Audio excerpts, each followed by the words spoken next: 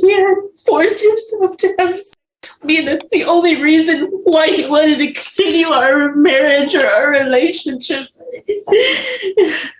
I did not want to have to tell anybody. He had threatened to kill my family. I did not want him to say all of this, but I know I have to. I have to because he was getting worse because I was trying to make him stop and he wouldn't stop. Even if I said no, he was still going to come. And if I didn't do what he said, he was going to kill both of my grandmas and leave me alive to suffer and not kill me because he knew that would kill me. You are watching The Justice Chamber. Like it, subscribe it, and share. 21 CR 1005W, State of Texas versus David Edward Hernandez. Can I have parties announced for the record for the state? Michael Villarreal for the state. For the defense? Raymond Martinez. And are you Mr. Hernandez? Yes, ma'am. Show you a document entitled Motion to Enter Adjudication of Guilt and Revoke Community Supervision. Did you review that document with your attorney? Did you understand it? Yes, ma'am. Are you the same David Edward Hernandez who was placed on deferred adjudication in 2021 CR 1005W for the offense of assault family second on February 3rd, 2021 for a period of 3 years? Is that you? Yes, ma'am. All right, state. Violated condition number 1, on or about the 9th day of February 2022 in Bexar County, Texas, the defendant David Edward Hernandez committed the offense of violation of bond or protective order in violation of condition number 1. How do you plead to that? True or not true? It's true. State. Violated condition number 21, on or about the 9th day of February 2022 in Bexar County, Texas, the defendant David Edward Hernandez did then and there contact or attempt to contact Savannah Hernandez or a family member by telephone, mail, or in person in violation of condition number 21. How do you plead to that? True or not true? That is true, Your Honor.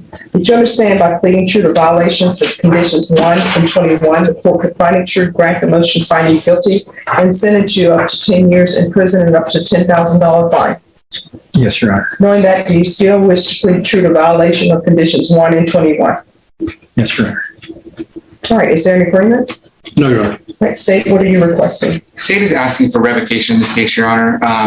This is a case where he's been placed on probation for a violent offense against a previous girlfriend, that being the person listed in violation of condition number 21, Savannah Hernandez, which, as you can see, linking up condition number 1 and condition number 21, this is the same person he's on probation for. He's not supposed to be contacting.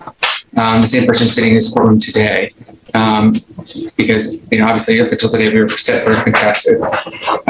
We're asking for revocation in the sense that you just can't leave this person alone. And at this point, the state feels that in order to secure the safety of the victim, we're asking for revocation because hopefully prison will be the impediment at this point because probation wasn't enough for the defendant to stop contacting Savannah. All right, defense. Judge, Mr. Hernandez is actually Mr. Hernandez's ex-wife. They just finalized their divorce in February or March of this year. The evidence that we would have presented today, Judge, and we saw witnesses in the court that could present is that these parties have engaged in a consensual conduct with each other on an ongoing basis, even since the protective order was granted, because they were legally married. We've shared with the state text messaging back and forth, phone calls, Facebook posts.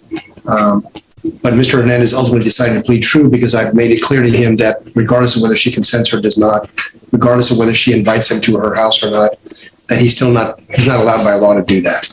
And so instead of spending the court's time defending why he was having contact with her, he decided to plead true and explain to the court that's what was happening. There was a period of time between the time the protective order was granted and the time the divorce was granted this year, which is about a year, that there was discussions and attempts made at reconciliation.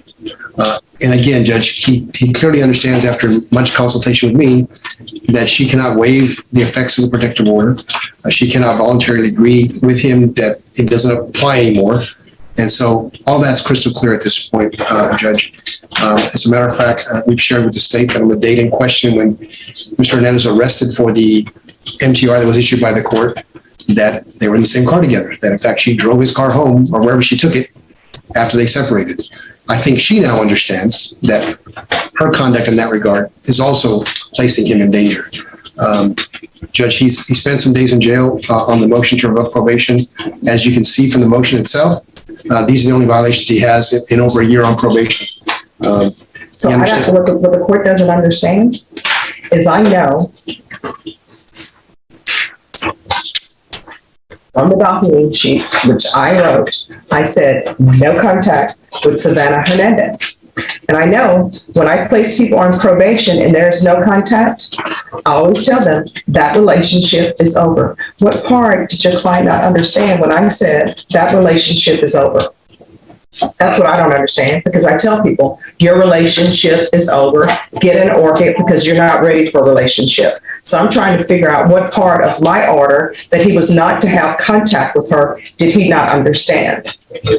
I think the part he did not understand, Judge, is when she invites him to her house, when she says she's not ready to get a divorce, when she responds to communications that is not an exception to the orders of the court.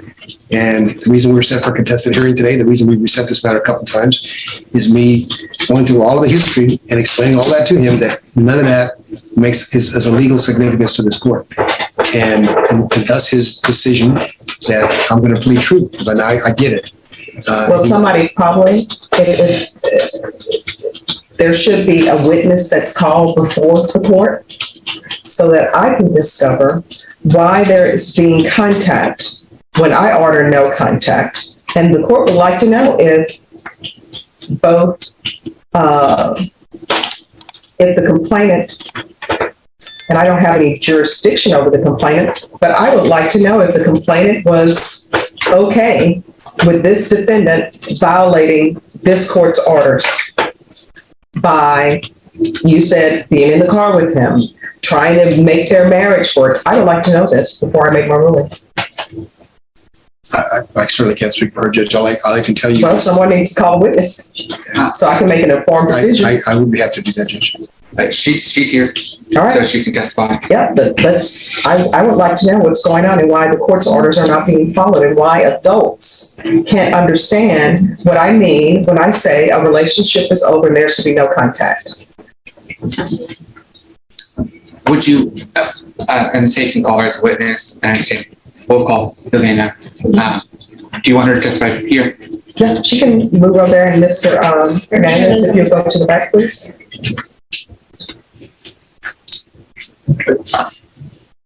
And the state would call, for purpose of the record, Savannah Jimenez, previously known as Savannah Hernandez. All right, if you could raise your right hand for me, please. Do you solemnly swear affirm the testimony you give will be the truth and nothing but the truth, so help you God? Yes, All right, you can lower your hand if you'll state your name for the record. Savannah Jimenez. All right. Ms. Jimenez, as far as your contact and your communications with David are concerned, were those consensual interactions?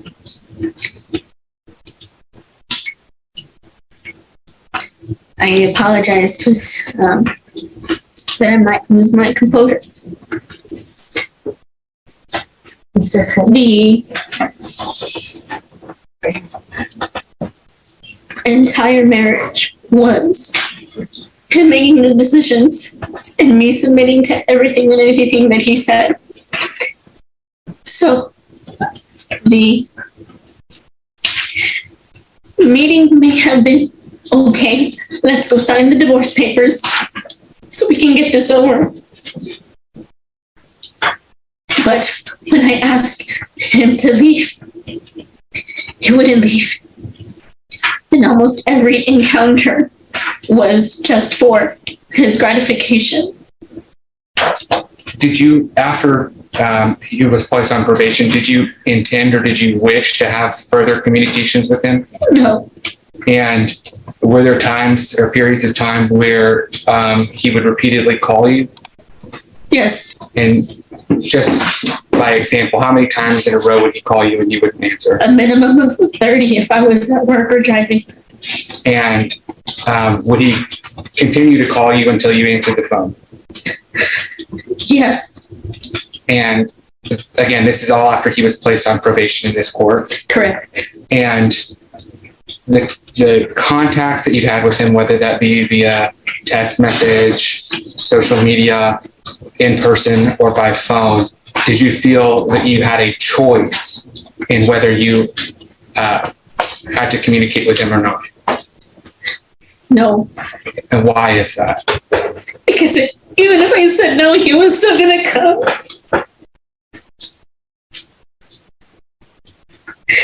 His threats to me were real. I'll pass it. Defense? Ms. Jimenez, you're aware that the allegation is that he made contact on February the 9th of this year, is that correct? Yes. Isn't it true that what caused that to come to light was that he had a picture of himself sitting in your living room in your apartment? I did not see any picture. Okay.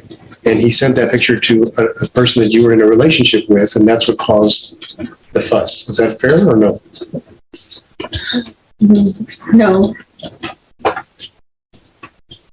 So you had to have reported the violation, or we wouldn't know about it, correct? Correct. Okay. So on February the 8th of this year, was Mr. Hernandez sitting in your living room, and he has a picture of the two of you sitting in your living room.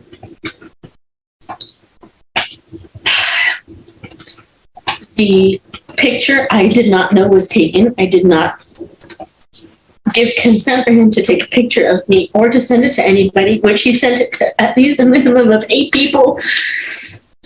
And it was because he had already finished his gratification. And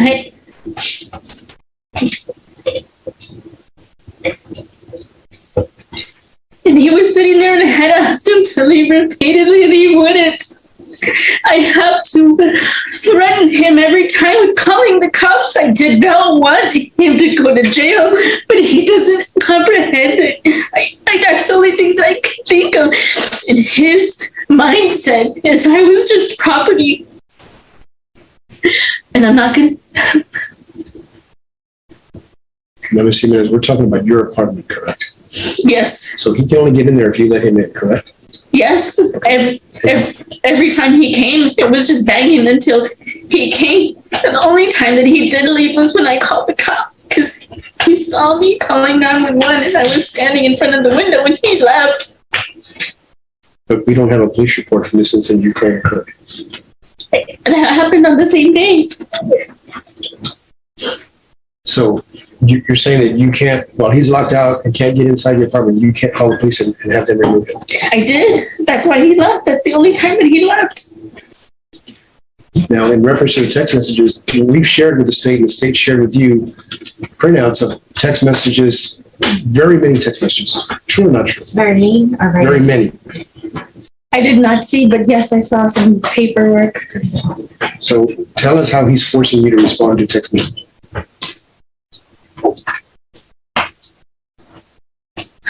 Because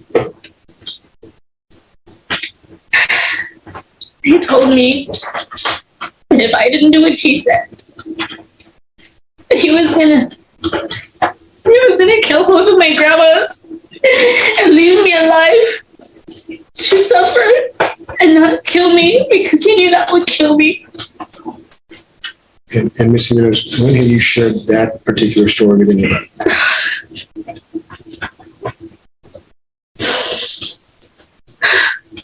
I didn't want to have to share any of these stories. I did not want to have to tell people that he had forced himself to have sex with me. That's the only reason why he wanted to continue our marriage or our relationship. I did not want to have to tell anybody. He had threatened to kill my family. I did not want him to say all of this, but I know I have to. I have to, because he was getting worse, because I was trying to make him stop, and he wouldn't stop. He's already taken so much. He was going to try to take my job and show my family pictures of me being indecent. Nobody wants that. Nobody wants that. Do you need a minute, or do you think you can No, I can continue. I mean, assuming on the last date that Mr. Hernandez was arrested, you were in the car with him, correct? Yes, that is correct. You guys were going on base, Lackland Air Force Base, where he has to show ID and go through security guards. That is correct, yes. And when they arrested him that day, you left in his vehicle, didn't you? Yes, I did. He asked me to. Okay. And not only did you leave in his vehicle, but you had his wallet with you, didn't you? Yes, I did. And you proceeded to use his debit cards and his credit cards. That is correct. Okay. And so, man, that you're so deathly afraid of, it didn't stop you from taking money out of his accounts. That is correct. Now, was I accurate that the divorce between the two of you just got finalized a few months ago? In March, yes, before the date that you're talking about. And in fact, you not only did he come into your apartment, but there were occasions where you drove over to his house of your own volition. I did not have a vehicle. No. So the only time you drove to his house was when you had his vehicle. He picked me up. Yes. But you see, my point is that you could have told those security guards at the front gate as you're going in that you were being held against your will, or that you were being kidnapped, or anything of the sort. I only agreed to it because I knew that would happen. I needed help. And you agree with me that none of these things that you're sharing, a lot of these things you're sharing with the court today do not appear in any police report because you never made those. No, I never did.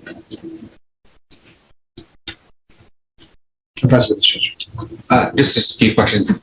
As far as when Mr. Martinez was talking about using the debit cards and the credit cards after he was arrested, trying to enter Lackland Air Force, it's Lackland Air Force Base. Can you explain to the court why you used his debit cards or credit cards? Yes. We had already made plans to go to the bowling alley and to go to the movie theater. And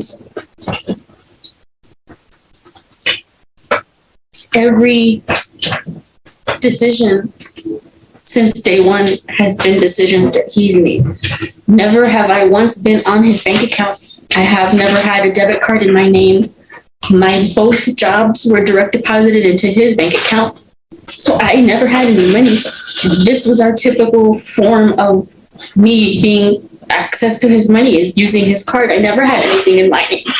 No decisions were made of my own choice. It was whatever he said. Okay, and specifically, you said your divorce was not finalized until March of this year. Yes. Around February 19th of 2022 to this year, were your money still being deposited into his accounts? All of my money had always gone to his account for both of them. The checking account was only his VA compensation, and my money was going to his savings account. We had my checks going into his account, and what we had decided or spoken about, the main reason how he was able to allow me to temporarily trust him was to get this divorce finalized, was that reason for everything to stop. I didn't know how to make it stop. Okay. But as far as February 19th of 2022 is concerned, at that point you were in divorce proceedings, correct? Yes. And so is there a reason you didn't have your money deposited to a separate account to use? For the accounts, I did set up a chime in my name. It had been just taking maybe 4 paycheck cycles for that change to go over. So we had agreed that he would keep the house because he had nowhere else to go. And I said that was fine. And it had initially started because he had a relationship with another woman.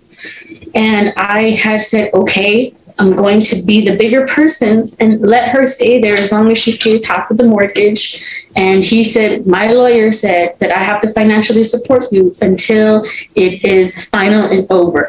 Whether that's a true statement or not, I'm not sure, but that's what he had informed me of. So that's the only reason why I continue to use his card like I had been before for the whole entire relationship. I'll pass it. Ms. Jimenez, I thought you and Mr. Hernandez worked out the divorce by yourselves without at the benefit of any lawyers. He used your name all the time. I'm not sure if he paid for anybody or not. Well, would you agree there's no lawyers' names that appear in the divorce? That is correct. So if we were to look at the bank statements that we provided to the state, we're going to find your deposits going in there and you regularly using those cards. That's the contact information. There's no, so there's no way for anybody to know whether I swiped it or whether he swiped it, but that's, yes, typically I had no other access to my funding. There was no card in my name. So I'm not sure how you want me to answer that question, but yes, that's the typical. I didn't have any card to use that was in my name to pay any of the bills or to buy stuff at HEB. So yes, that's how I would pay for things.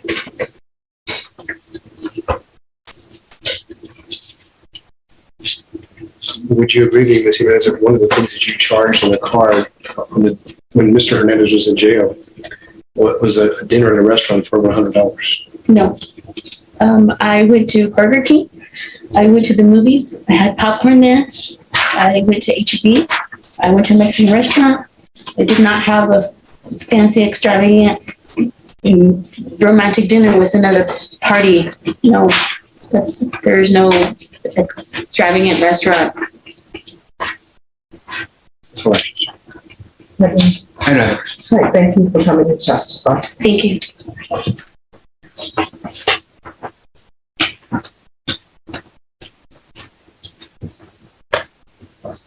All right, unless there are other witnesses, the court will hear. I heard argument where you want revocation Yes, Judge. and you want him to be continued.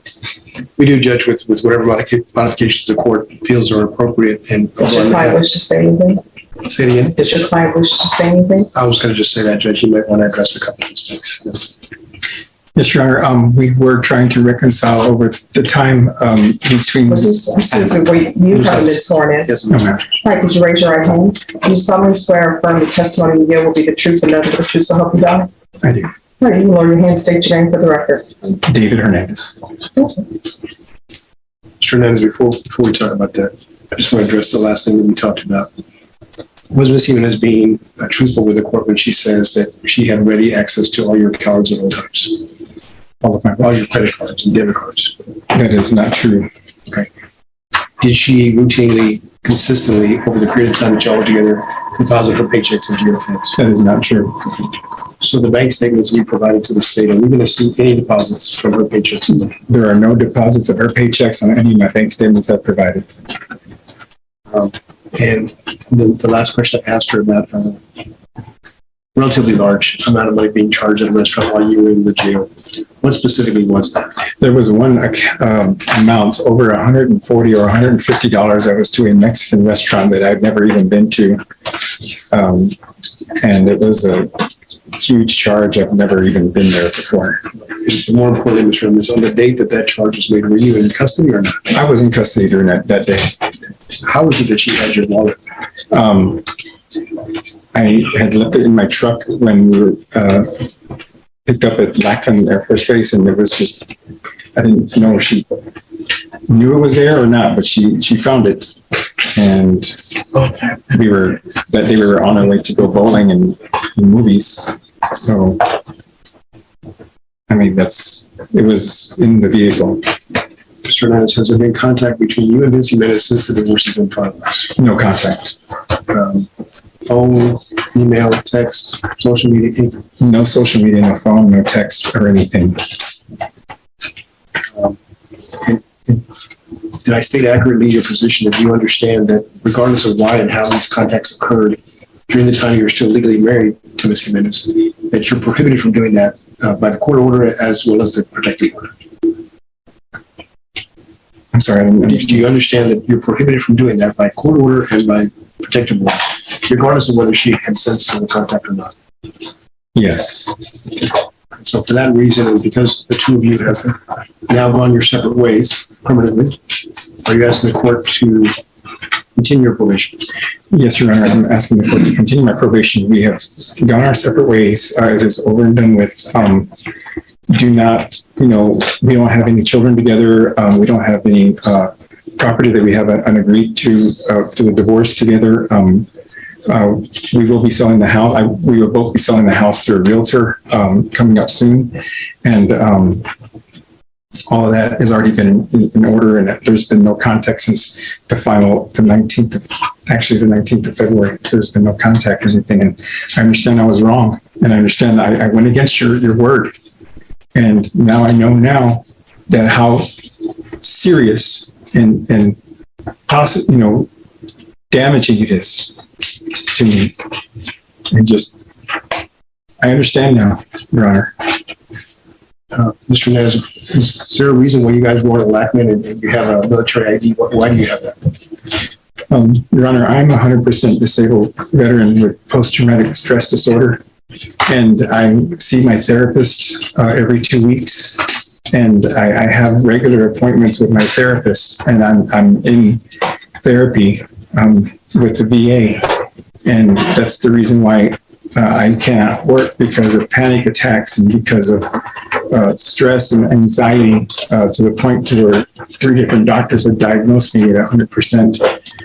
That's the reason why I had my veterans benefit card and that day to go bowling that day. And you also understand, Mr. Hernandez, that the court has the option to modify your conditions of probation in whatever form the court feels is appropriate. Absolutely. Yes, I understand that. Yes. Do you have children, not with Ms. Jimenez, but with somebody else? Yes, I do. I have 4 children. One is in his final 2 years of high school. I do pay child support for him. And I do help out with the school and with his band boosters and his ROTC boosters. The other children that were adults, are they also somewhat financially dependent on you? Yes, they are. I help take care of my grandson, and I help with things like as far as clothing and food and things like that with my grandson. And my oldest son is trained to become an EMT, and my daughter is a medical assistant. And my third child, he's dependent on me because he has a lower paying job, but he's trying to make his rent and everything. He's trying to live on his own, but I'm financially helping him out with my compensation money. As far as your prior record, Mr. Hernandez, you had a prior for family violence assault in 2008, is that correct? That is correct, yes. Was that a probation case as well? Yes, it was. Did you complete that probation successfully? Yes, I did, yes. And since then you got this case a little over a year ago? Yes. Is that the entirety of your criminal record? Yes, it is. There's no other charges here or any other count? No other count. No. That's what it's just. State? Mr. Hernandez, so you talked about specifically violating this court's order, but you were aware that there was a protective order in place as well, correct? Yes. Okay. And specifically, I'm going to show you what's been marked as State's Exhibit number 1, the agreed protective order. That's you, David E. Hernandez, right? Yes. Okay. And again, this protective order, which was agreed, under it, you are prohibited from having any contact, right? Under subsection C. Yes. Okay. This doesn't tell Savannah to do anything, right? This tells you to do something, right? That's correct. Okay. Is your or was your phone number 210-573-9345? Yes. Okay. And your email address was speqrdh@gmail.com? Yes, it is. Okay. So you'd also agree that not only did you communicate with her via text message, you also communicated with Savannah over emails, right? Yes. Okay. And specifically, you sent her numerous emails. Yes. I'm going to show you what's been marked as State's Exhibit number 3. That's that same email address that you said is yours, correct? Yes. Okay. And then you email her to call me right now. I'm coming over tonight soon, right? Yes. Okay. Why did you email her that? Because she had wanted me to go over earlier, and then she changed her mind. So I said, why, I was like, why did you change your mind? Call me now. I'm coming over soon. So even her changing your mind, you're still going to come over tonight?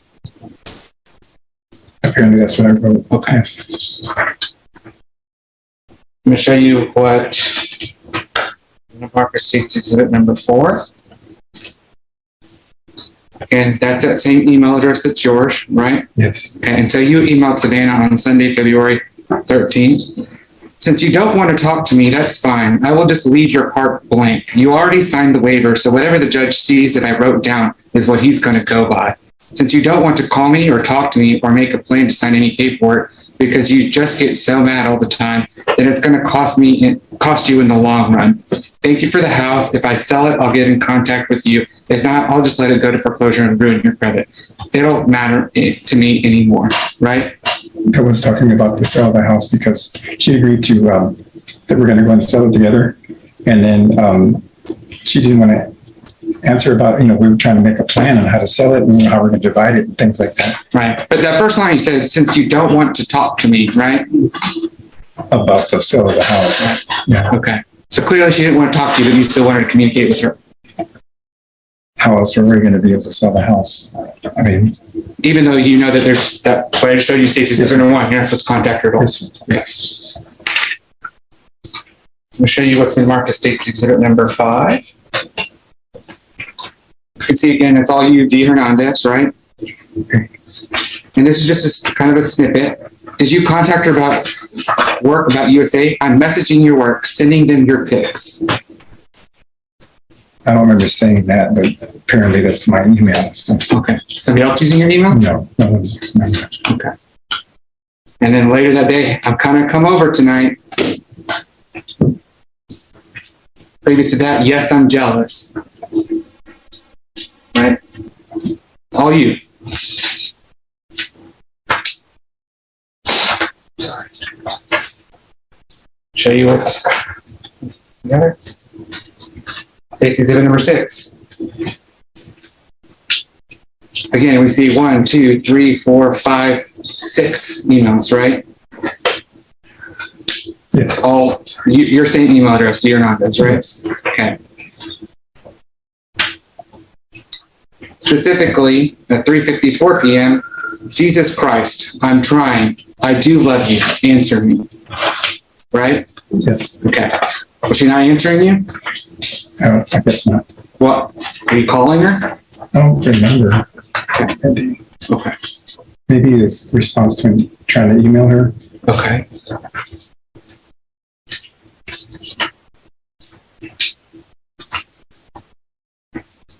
And that comes just for clarity purposes. Brevity, State's Exhibits 7 and 8. Right, you can agree, with the exception of this top one right here, which is yieldstreet.com. These are all from you. Yes. We were mostly talking about going out to dinner and breakfast and things like that. Your Honor, at this time, the state would move to admit State's Exhibits 1 through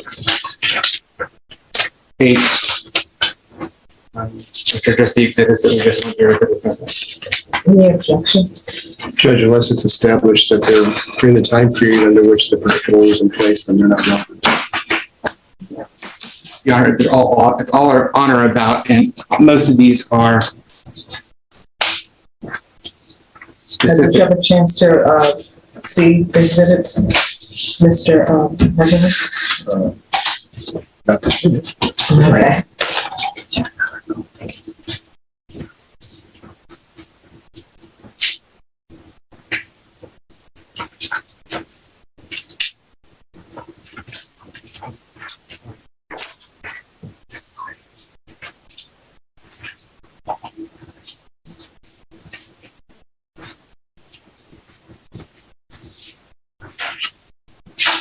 Judge, I would renew my objection that there's nothing on the document itself that suggests it's during the period of time in which the particular order was in place. All right. State exhibits 1 through 8 are admitted.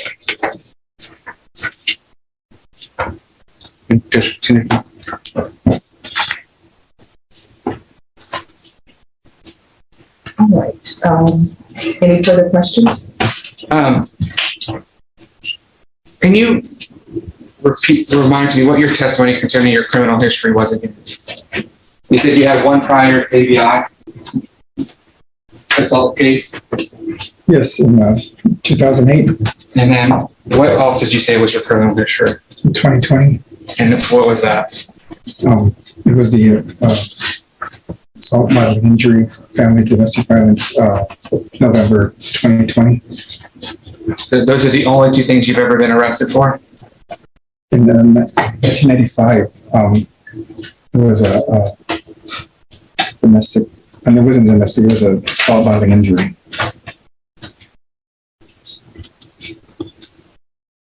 Do you remember in 2008, you also had a violation of a protective order? In 2000, you pled to that and you were sentenced 16 days in 2009?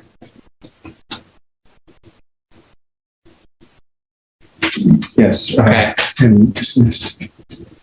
So you were sentenced to 16 days in jail for that case. I spent 16 days in jail, but it was for a violation of protective order, but it was, all of them were, it was dismissed. It was dismissed, but you went to jail for it? There's some other specificity on that. Because then she kept going over and over and over again. Okay. And then in 2009, you also got 18 months of probation for a violation of protective order, right? So, And then also in 2009, you had 16 days for a harassment case. yes. Okay. So that's your full criminal history, right? Yes. I'll pass the rest. All right, defense. So, Mr. Hernandez, you, in response to the state's question, you said, yes, I'm jealous. Is that in response to a question from her asking if you were jealous? I believe so. So, can you think of any other reason why you would have told her that in the way that you did, other than her asking you that question? Because she told me that she'd already met somebody else, and even though we were still married, just asked if, does that make you jealous because I met somebody else? And I just said something like, yes, I'm jealous. Now, did she sometimes, without prompting from you, send you emails of that sort? Sometimes, yes. And that's what you're responding to in that particular response? Yes. Okay.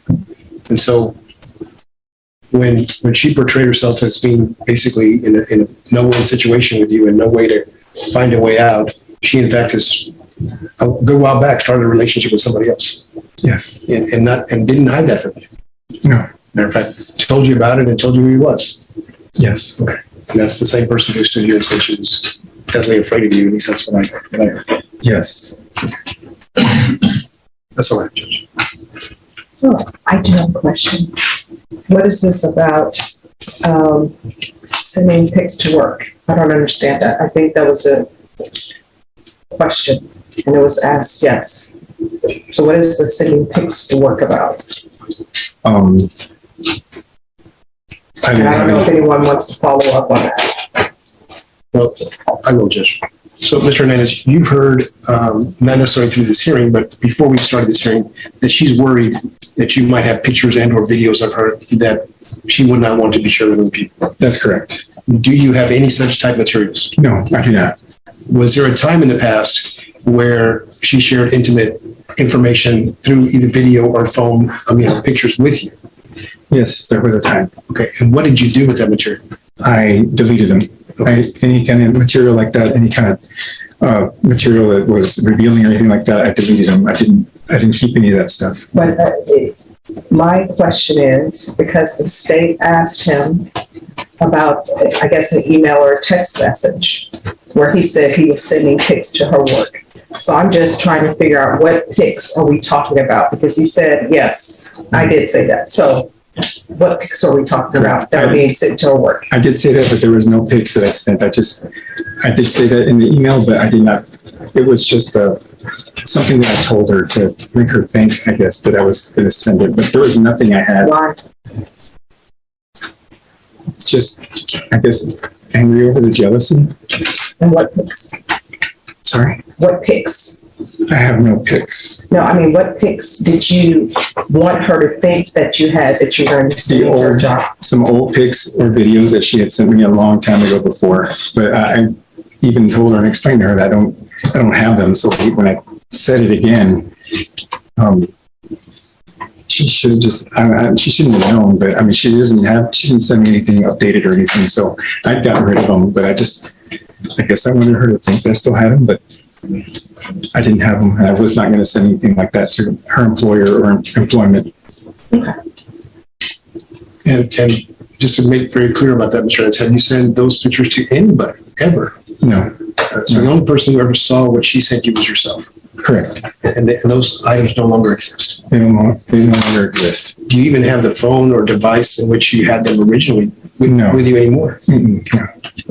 And what about the photo on the couch that was brought up? Judge, that's just a generic photo of somebody watching TV on the couch. There's nothing. No, I mean, who did that pic get sent to? I guess you all questioned. She testified that was her new boyfriend. Okay.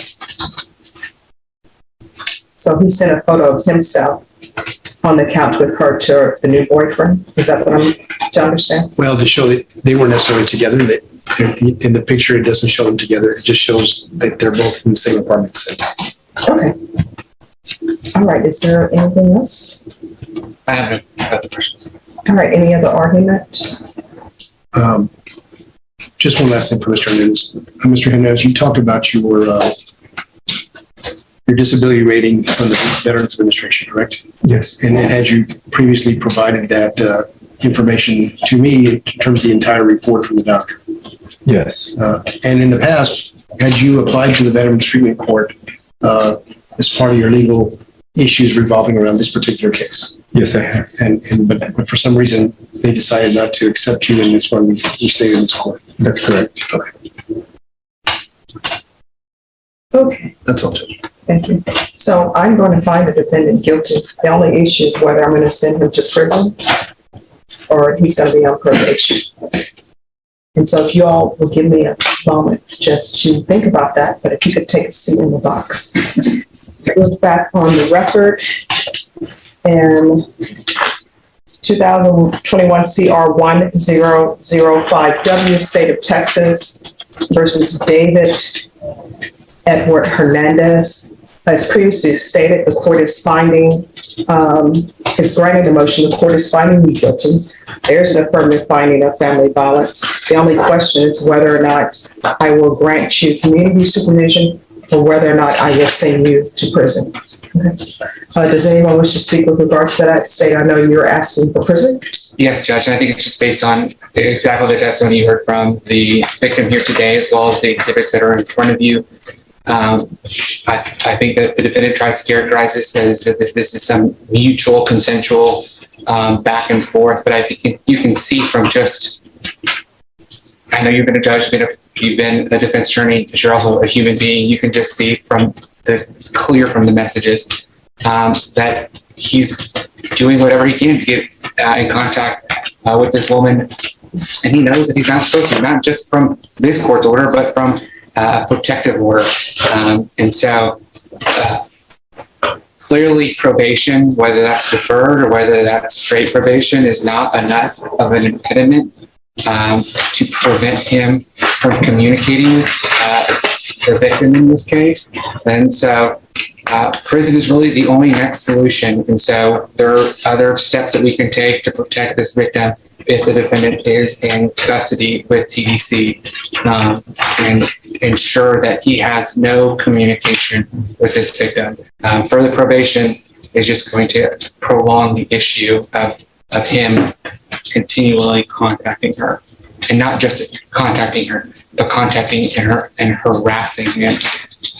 Right. So part of the court's quandary is that I've done a lot of family violence cases before as a defense attorney and as a prosecutor, and I do understand the circle of violence. I understand that. Part of the problem and what I'm wrestling with is the fact that she made contact with him. And I understand the mental issues and reasons behind that. But then I do know, the other problem I have, because I know that happens, I do know that I inform everyone when I have a no contact order that the relationship is over. And I don't understand what people don't understand when I say this relationship is over. And I'm sure if I got the court reporter to pull the record, I'm sure I asked you something along the lines of, do you have any children together? And your answer would have been no. And I would have said, well, this is going to be easy. Your relationship is over. You don't have any contact with her. And I'm sure I told you that you should probably not be involved in a relationship. And I'm sure I said not to make light of things, but get an orchid. Did I give you the orchid speech? I think you did, Your Honor. Yes. And the orchid speech didn't do any good.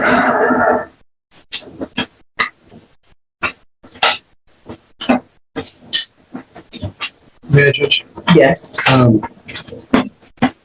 think all of those points have been made and reinforced with Mr. Hernandez many times before we got up here. But if you look at it, during that entire period of time, when he claims they were either reconciling or not trying to reconcile, there's not one incident of violence. He never went to her job. He never caused her any harm over there. But my concern is he reached out to her and I told him there was to be no contact. I could understand if there's contact because they're in a civil court. I can even understand if there's contact because they're trying to sell a home. I understand those things. Sometimes people are like, but I really need to sell this home and we're trying to finalize our divorce. I understand that. But the contact that he's having with her is outside the bounds of, I'm in civil court, we're trying to finalize this divorce, or I'm trying to sell this home. And Judge, we're certainly not here trying to suggest to the court that there should be no consequence to that. We understand there's consequences. And there's a whole array of things and options the court has available to deal some consequences. But what I think is also enlightening, judges, they did this divorce between themselves, by themselves, without any lawyers, regardless whether my name got mentioned or not. Was not involved whatsoever. Since that divorce has happened, and this is several months ago, there hasn't been any contact. And so it is clear to him at this point. It took a while, but it is clear now. So we're asking the court to impose a sanction, impose a consequence, to keep vigilance on him, extend the amount of time if necessary on the probation. And there's monitoring, there's increased reporting, there's all kinds of things that are available. I don't think we ever once heard from this complainant that she called his probation officer and said, oh, by this way, he keeps calling me, or he's insisting on a relationship and I don't really want one. The fastest thing to get that to stop would have been a call to the probation officer. But does she really have a duty to do that? No, she doesn't have one, Yes, Judge. it's on him. It goes to the credibility, especially when you hear some of the other things that she said. She wasn't afraid to go take his cards and go spend $150 in the restaurant while he was sitting in the jail. So I think somewhat disingenuous, some of her comments. She doesn't have any qualms about rubbing in his face, oh, I've got somebody else now. How does that make you feel? You know, we saw one side of the conversation. We didn't see the state offer into evidence her part of the conversation. So not making light of it, Judge, not trying to minimize. I'm just suggesting that the court has available sanctions and remedies that will protect this person to the extent that she needs to be protected, that don't necessarily have to involve prison. In light of his circumstances with his family and his personal health and all the other things, I don't see that the court would be taking a big risk in putting more restraints on him and proceeding that way. Oh, this is what the court is going to do. I previously said I found him guilty. I found him guilty. I'm going to issue a judge's warrant, and we're going to bring this back tomorrow, and tomorrow I'll make my decision. So we'll bring it back at 9 a.m. because I really want to just review everything. And my goal is always to make a just decision and make sure that the complainant has no concerns that he's out walking around. So what we're going to do is he's going to be taken into custody on the judge's warrant. I found him guilty, and we're going to bring him back tomorrow. And tomorrow at 9 a.m., I will make my decision on whether or not to send him to prison or whether or not to grant him probation.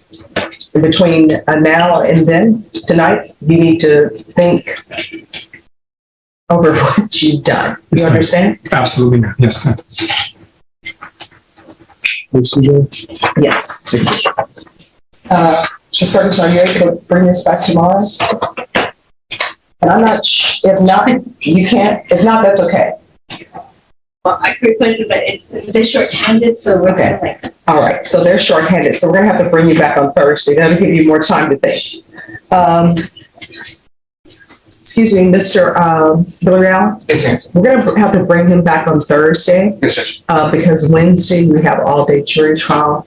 And since we're outside the time frame for us to order you back, so we'll bring you back on Thursday, okay? Okay, yes, Your And Honor. we put it on the docket so your case won't be forgotten about. Yes, Your Honor. So we're back on Thursday. Yes, Judge. Number 2021 CR 1055W, 187th District Court, Bexar County, Judge Stephanie Boyd.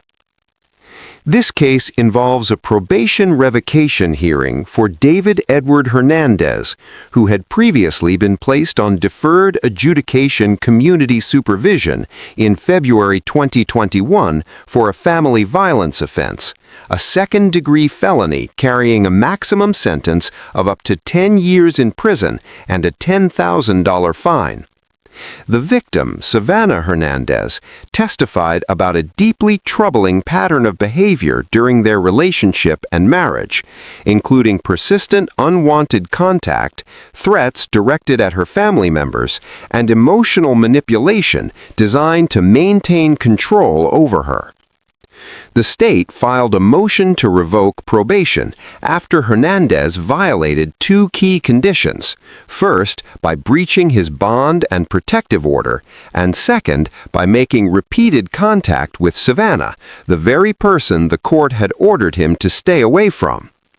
Both violations occurred in February 2022. Hernandez pleaded true to both violations. His defense attorney argued the contact was mutual during an ongoing attempt at reconciliation while they were still legally married, and that their divorce had since been finalized.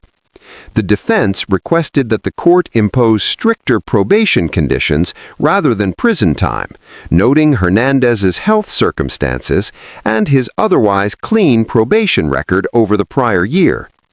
The prosecution pushed firmly for full revocation and incarceration, arguing that probation had clearly failed to protect the victim and that stronger consequences were necessary. Judge Boyd found Hernandez guilty, ordered him taken into custody, and postponed the final sentencing decision to a subsequent Thursday hearing, stating she wanted adequate time to carefully review all evidence before determining whether to impose prison time or continue supervision under stricter terms.